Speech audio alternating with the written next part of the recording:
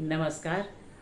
मैं रीता उपाध्याय आज अदालत के एक अद्भुत फैसले का वर्णन आपके सामने कर रही हूँ।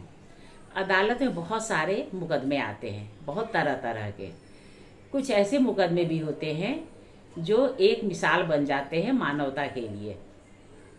एक थे जज विक्रांत साहब। विक्रांत साहब अपने न्याय के लिए बहुत ही मशहूर थे।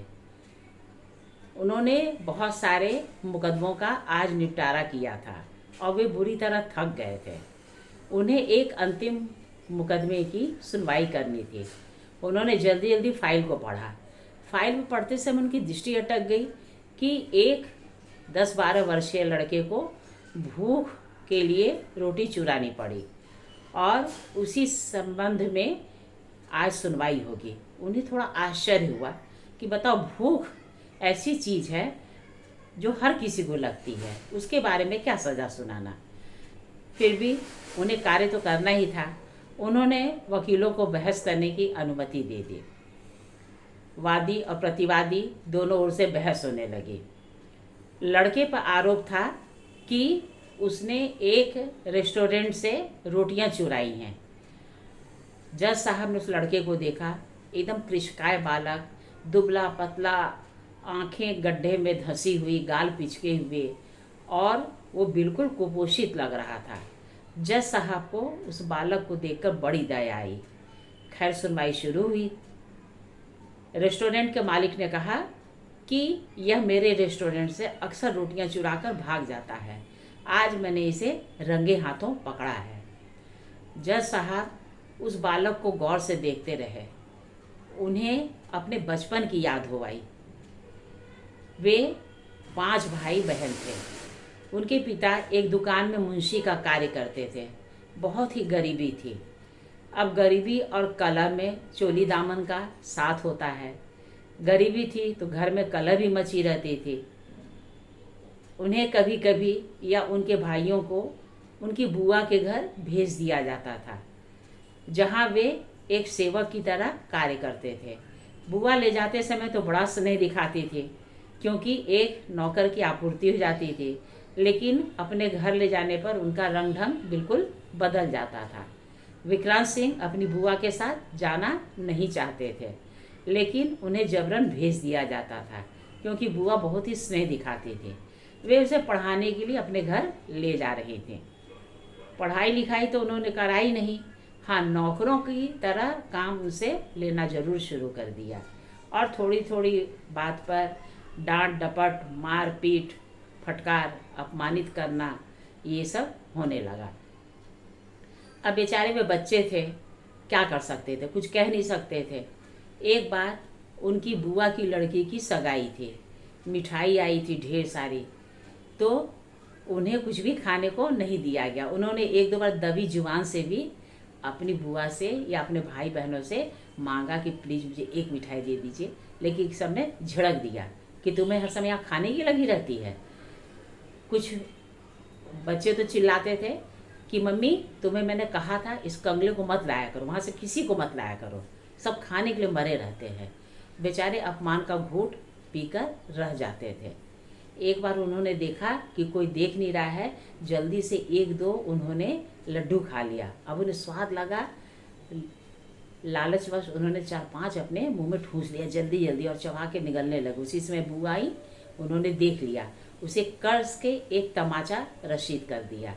अब जब एक तमाचा पड़ गया, वो बिलबिला उठे। इतने पर ही बुआ को संतोष नहीं हुआ। उन्होंने उसका कान उमेटते हुए कमरे में ले गई और अपने बच्चों से कहा कि देखो, इस कंगले को 4-5 लड्डू खा चुका है और लड्डू इसने जूठा कर दिया है। सबने भी मिलके उसे बहुत पीटा। अचानक से जज साहब की तंद्रा टूटी। उन्होंने देखा बहस चल रही है। उन्हें अचानक ऐसा लगा कि चप्पल एक सड़ाक से उनके गाल पे पड़ा है। वे सिहर उठे। उन्होंने सुनवाई पर ध्यान देना शुरू कर दिया। अब इस सुनवाई में मानवता का कोई स्थान नहीं था। कानून के हिसाब से चलना था, भावना का भी कोई स्थान नहीं था। वकील कह रहा था कि अगर इस लड़के को सजा नहीं दी जाएगी तो ये एक पेशेवर अपराधी बन जाएगा। वकील जज साहब ने सोचा कि पेशेवर अपराधी तो तब होगा जब भूख के लिए इसे सजा दी जाएगी। वकील साहब थोड़ी देर सोचते रहे, फिर उन्होंने अपना फैसला सुनाया। कहा कि पेट भरने का सबको अधिकार है और इसने सिर्फ अपनी भूख की आपूर्ति के लिए रोटी चुराई थी, किसी अपराध के लिए नहीं। इसलिए मैं आदेश देता हूँ कि इस पर 500 रुपया का जो जुर्माना लगाया जाएगा उसकी भरपाई यहाँ कोर्ट में उपस्थित सभी व्यक्ति करेंगे।